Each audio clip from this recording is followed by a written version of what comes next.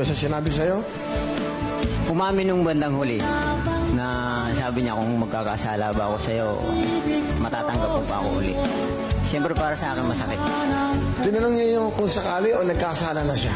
Yun ang tanong ko. Sabi ko, bakit nagkasala ka na ba? Sabi niya, hindi na siya sumagot. Tapos yun na, yung umamin na siya na may karelasyon na siya. Hanggang sa pag-uwi rito, sinama sa bahay. Ha? Ano? Sinama pa sa bahay niyo? Opo. Pilipino? Pero nagpaalam po siya sa akin na baka pwedeng isama ko dyan. Kasi nga, hiramin daw yung bunso namin. Pumayag po ako. Pumayag ka? Para sa mga bata, gusto nila makita eh. Gusto nila makita yung anak ko.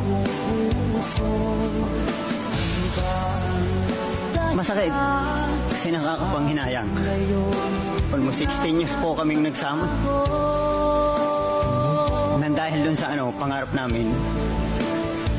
Bakit mo siya pinayagan kasi mag-abroad? Na dapat ikaw na lang ang umalis para yung mga anak mo, hindi kalinga na isang ina. Ayaw na bunso. Ano nararamdaman mo nun? Masakit.